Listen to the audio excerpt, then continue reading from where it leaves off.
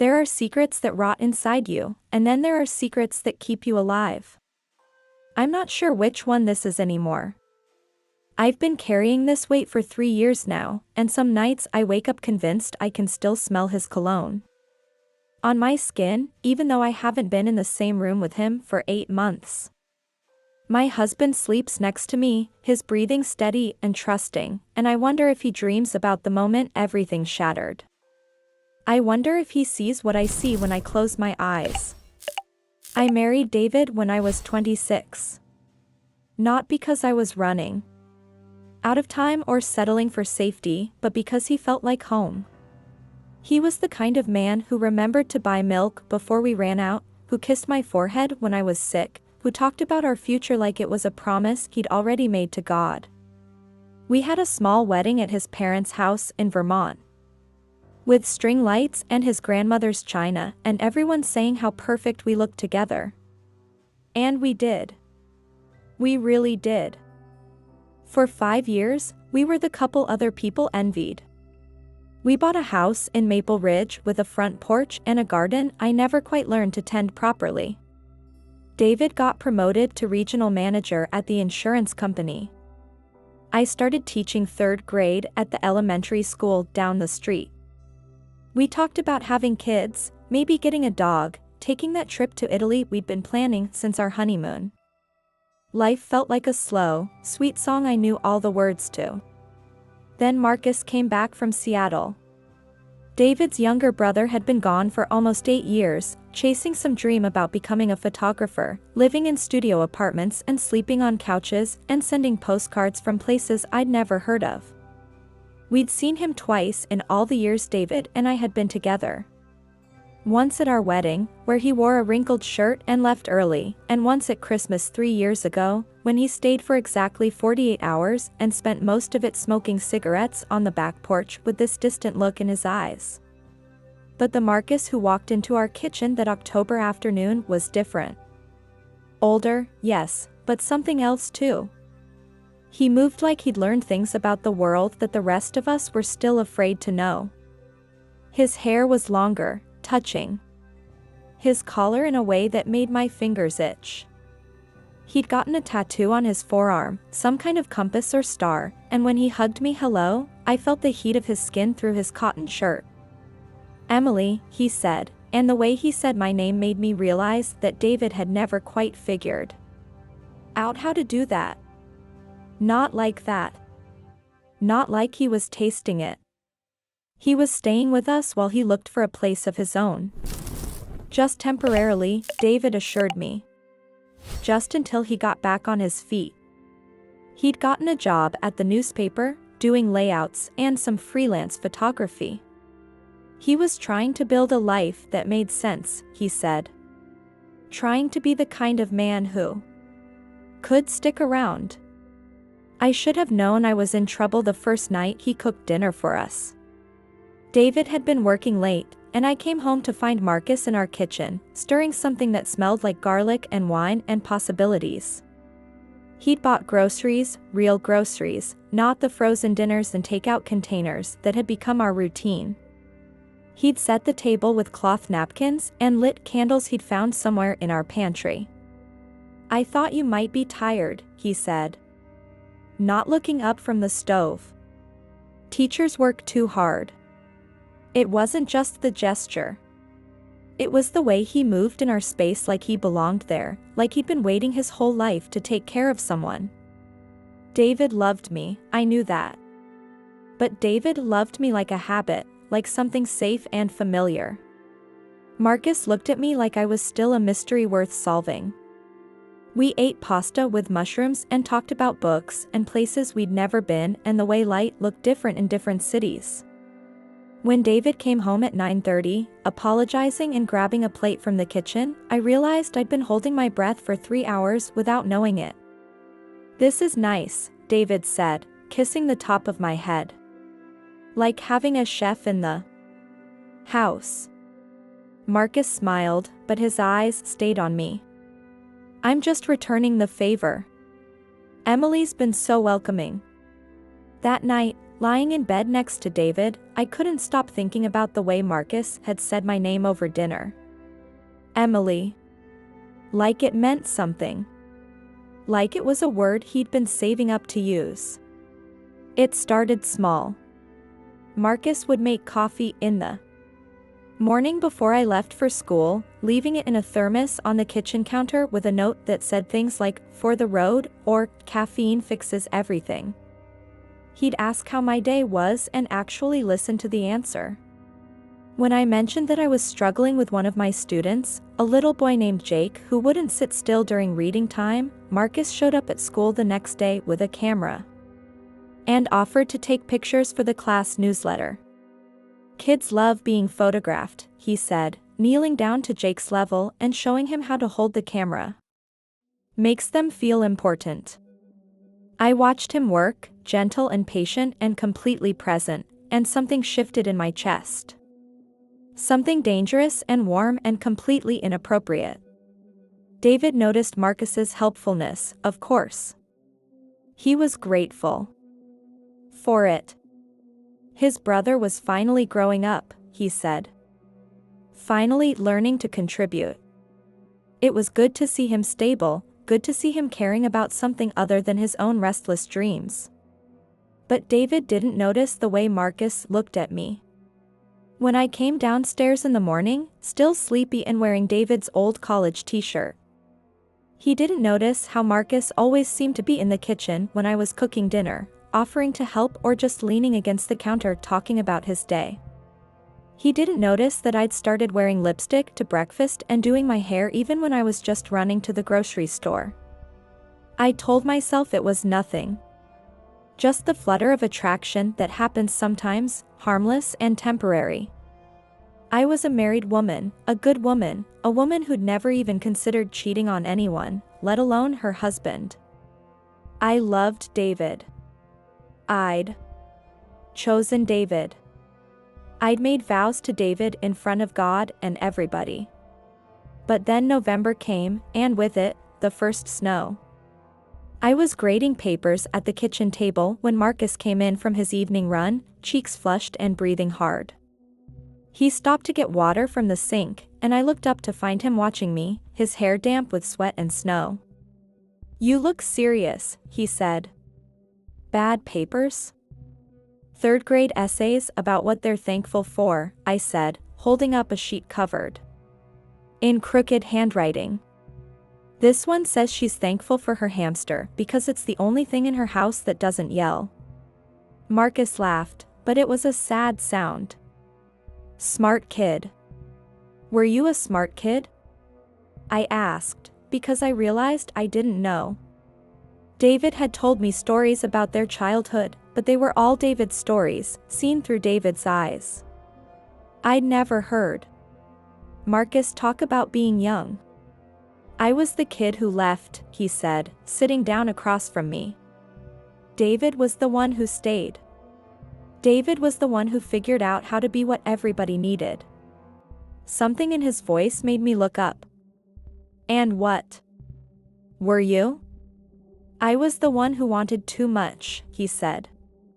"The one who couldn't sit still. The one who made everyone nervous." He was wearing a gray hoodie and jeans, nothing special, but I couldn't stop looking at his hands. They were bigger than David's, with calluses from years of odd jobs and a thin scar across his left knuckle that I wanted to touch. I wanted to ask him about it, about all the places he'd been and all the things he'd seen and all the ways he'd learned to want too much. "I should shower," he said, standing up. "David will be home soon." But he didn't move. He just stood there, looking at me looking at him, and I felt something pass between us that had nothing to do with words. It was like recognizing someone you'd been waiting for your whole life without knowing you were waiting. "Emily," he said, and there it was again. My name in his mouth like a prayer. "Yes?" "Nothing," he said. "Just Emily." After he left, I sat in the kitchen staring at the essays about gratitude and wondering what I was thankful for. I'd been grateful for my safe life, my predictable husband, my quiet contentment. But sitting there in the silence, I realized I'd been grateful for things that didn't make my heart race. I'd been grateful for comfort, not for being alive. David came home 20 minutes later with Chinese takeout and stories about his day. And I listened and smiled and asked the right questions. But all I could think about was Marcus upstairs in our shower, water running over his skin, and how I was 31 years old and had never felt dangerous in my entire life. The moment it became real was December 15th. I remember the date because it was the day of the school Christmas concert, and I'd been nervous all week about Jake, my restless student, who was supposed to sing a solo in Silent Night. Marcus had been helping me practice with him after school. And Jake had finally, miraculously, learned to stand still for 3 minutes at a time. The concert was beautiful. Jake sang his solo without fidgeting, and his parents cried, and I felt that particular kind of teacher pride that makes all the difficult days worth it. David was there, in the third row, taking pictures with his phone and beaming like the proud husband he was. Marcus was there too, in the back with his real camera, the one he used for work. Afterward, David had to rush back to the office for some deadline crisis, but Marcus stayed to help me clean up. We folded chairs and swept glitter off the floor and boxed up the leftover cookies, and I kept catching him looking at me with this expression I couldn't read. "You're good at this," he said, watching me comfort a little girl who'd forgotten her lines and started crying. At what? Caring about people. Making them feel safe. I didn't know what to say to that. David told me I was good at lots of things. But he'd never told me I was good at caring. He'd never noticed that I made people feel safe. We were the last ones in the building. I was reaching up to turn off the lights when Marcus caught my hand. "Emily," he said, and this time when he said my name, it sounded like a question. I should have pulled away. I should have reminded him that I was married to his brother, that we were standing in an elementary school classroom surrounded by construction paper angels and children's drawings of Santa Claus. I should have been the good woman I'd always been. Instead, I let him pull me closer. I let him touch my face with his free hand, his thumb brushing across my cheek like he was memorizing the shape of it. "I know I shouldn't," he said. "I know this is crazy. But I can't stop thinking about you." "Marcus," I whispered, but I didn't tell him to stop. "I think about you when I wake up," he said. "I think about you when I'm taking pictures, when I'm grocery shopping, when I'm trying to fall asleep. I think about what it would be like to be the person you come home to." When he kissed me, it wasn't gentle. It was desperate and hungry and full of all the things we'd been not saying for 2 months. I kissed him back like I was drowning, like he was air, like I'd been holding my breath for 5 years without realizing it. We broke apart when we heard a door slam somewhere in the building, both of us breathing hard and staring at each other like we'd just committed a crime. Which, I suppose, we had. "I should go," I said, but I didn't move. "Emily," he said again, and I realized he'd been saying my name like a prayer because that's what I'd become to him. Something sacred and impossible and completely out of reach. I drove home in silence, my lips still burning from his kiss, my hands shaking on the steering wheel. David was already asleep when I got there, snoring softly in our bed, and I stood in the doorway for a long time looking at him. My husband. My good, faithful, trusting husband who'd never once in 5 years given me a reason to doubt him. I should have felt guilty. I should have felt like the worst kind of person, the kind of woman who betrays the people who love her most. But all I felt was awake. For the first time in years, I felt completely, electrically alive. The next few weeks were torture. Marcus and I moved around each other like we were made of something explosive, careful not to touch, careful not to be alone in the same room. But the air between us felt charged, like the moment before lightning strikes. David, bless him, noticed nothing. He was happy that his brother was settling in, happy that I seemed to be getting along with Marcus so well, happy that our little family had expanded in this warm, comfortable way. On Christmas Eve, David's parents came for dinner. His mother brought her famous apple pie and his father brought stories about the old days, and we all sat around our dining room table like a Norman Rockwell painting. Marcus was charming and funny and helpful, the perfect son and brother-in-law. I was the perfect wife and daughter-in-law, making sure everyone had enough to eat and keeping the conversation flowing. But under the table, our knees touched. Just barely, just enough to send electricity up my spine. Marcus's hand brushed mine when he passed me the salt. Our eyes met across the table when David's father told a particularly long story about his fishing trip, and I saw everything I was feeling reflected back at me. After dinner, David's parents left and David fell asleep on the couch watching It's a Wonderful Life. Marcus and I were alone in the kitchen, washing dishes and pretending everything was normal. "I'm moving out," he said suddenly, not looking at me. I stopped scrubbing the casserole dish. "What?" "I found a place. A studio. Apartment downtown. I'll be gone by New Year's. But David will be upset. He likes having you here."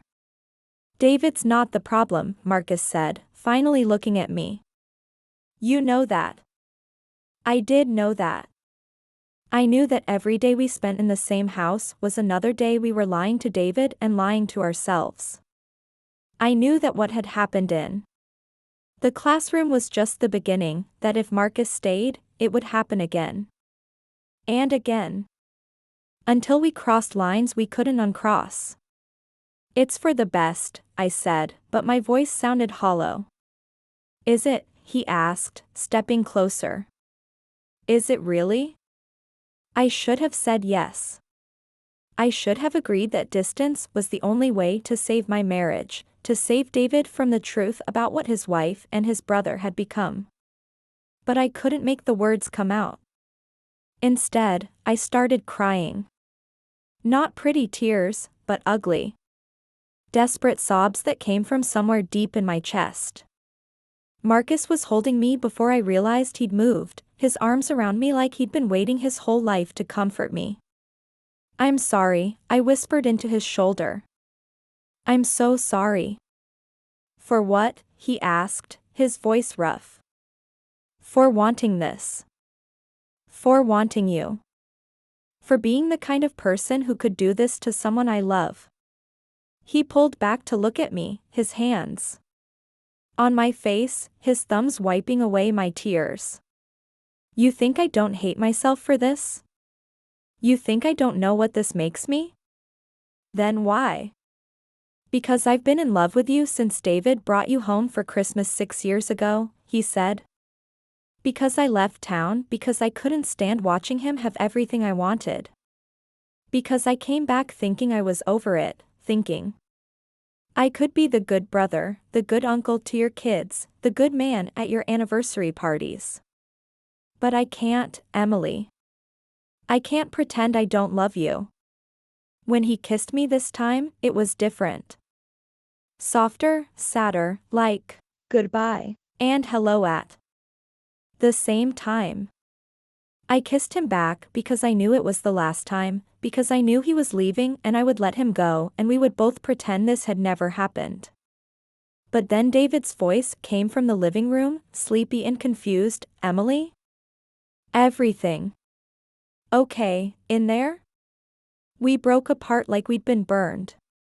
Marcus stepped back, his face pale, his hands shaking. I wiped my eyes and tried to arrange my expression into something that looked like normal. "Fine," I called back. "Just finishing up." But when I turned around, David was standing in the doorway, looking at us with an expression I'd never seen before. Not angry, not hurt, just knowing. Like he'd been waiting for this moment, like he'd been dreading it and expecting it all at the same time. David, I started, but he held up his hand. Don't, he said quietly. Just, don't. He turned and walked back to the living room, and I heard the front door open and close. A few minutes later, his car started in the driveway. Marcus and I stood in the kitchen, listening to the sound of David driving away into the night, and I realized that some things can't be taken back. Some moments change everything, even when nothing actually happens. Marcus moved out the next day, while David was at work. He left a note on the kitchen counter that said, "Thank you for everything. I'm sorry." I never saw him again, but I heard from David that he'd moved to Portland. Got married, had a daughter. Built the kind of life that made sense. David and I went to counseling. We talked about trust and forgiveness and the difference between emotional infidelity and physical infidelity. We talked about whether a marriage could survive the kind of betrayal that lived in the space between what happened and what almost happened. We're still married. We're still living in the house in Maple Ridge, still talking about having kids and taking that trip to Italy. But sometimes, late at night when David is sleeping, I think about the way Marcus said my name. Like it was a prayer, like it was a promise, like it was the most beautiful word he'd ever learned to say. I think about the woman I was before I met him, content and safe and grateful for small things. I think about the woman I became in those few months, dangerous and awake and hungry for something I couldn't name. I think about the woman I am now, somewhere between the two, carrying the weight of a secret that isn't quite a secret anymore. David knows. He's always known. But he loves me anyway, or he loves me still, or he loves me because he doesn't know how to stop. We don't talk about Marcus. We don't talk about what happened or what didn't happen or what might have happened if David hadn't walked into the kitchen that night. But sometimes I catch David looking at me with that same expression he had on Christmas Eve, like he's trying to figure out whether he knows me at all. And sometimes I wonder if the woman he fell in love with 6 years ago is still here, or if she disappeared somewhere between I do and I'm sorry. I still teach 3rd grade. I still make lesson plans and grade papers and help children learn to read. But now when I read their essays about what they're thankful for, I think about the little girl who said she was grateful for her hamster because it was the only thing in her house that didn't yell. I think about how smart she was, how much she understood about the distance between love and kindness, between staying and being present. I think about how we're all just trying to find something that doesn't yell at us, something that makes us feel safe and seen and worthy of tenderness. And I think about how sometimes, the thing that makes us feel most alive is the thing that could destroy everything we've built. 3 years later, I still don't know if I'm a good person or a bad person. I still don't know if what I did was unforgivable or if it was just human. I still don't know if I loved Marcus or if I just loved the way he made me feel like myself. But I know this, there are different kinds of faithfulness. There's the kind that keeps you from crossing lines, and there's the kind that keeps you from wanting to. There's the kind that protects your marriage, and there's the kind that protects your soul. I chose David. I choose David every day, every morning when I wake up next to him, every night when I come home to him. But I carry Marcus with me too, like a scar that never quite heals, like a song I can't stop humming. And sometimes, in the quiet moments between sleep and waking, I think about parallel lives. I think about the version of me who chose differently, who left with Marcus that New Year's Day, who learned to live with the consequences of following her heart instead of her conscience. I think about that Emily, the one who chose passion over stability, desire over duty. I think about whether she's happy, whether she's whole, whether she ever regrets the life she left behind. But then David stirs beside me, reaches for me in his sleep, and I remember that this is the life I chose. This is the love I decided to keep. This is the woman I decided to be. And most days, that's enough. Most days, I can live with the weight of what almost was. Most days, I can be grateful for the life I have instead of mourning the life I might have had. But on the days when it's not enough, when the weight feels too heavy and the gratitude feels too small, I close my eyes and whisper Marcus's name into the darkness. Just once, just quietly, just enough to remember that for a few months, I was the kind of woman who could break someone's heart just by saying hello. And then I turned toward my husband, toward the man who chose to forgive me for sins I never quite committed, and I tried to love him the way he deserves to be loved. Completely, faithfully, without reservation. It's not the love I thought I wanted. But it's the love I have, and it's the love I've chosen to keep. Even if it's not the love that makes me feel like I'm flying, it's the love that keeps me grounded. Even if it's not the love that feels like lightning, it's the love that feels like home. And sometimes, when I'm grading papers late at night or making coffee in the morning or just sitting in the quiet of our house, I think that might be enough. That might be more than enough. That might be everything.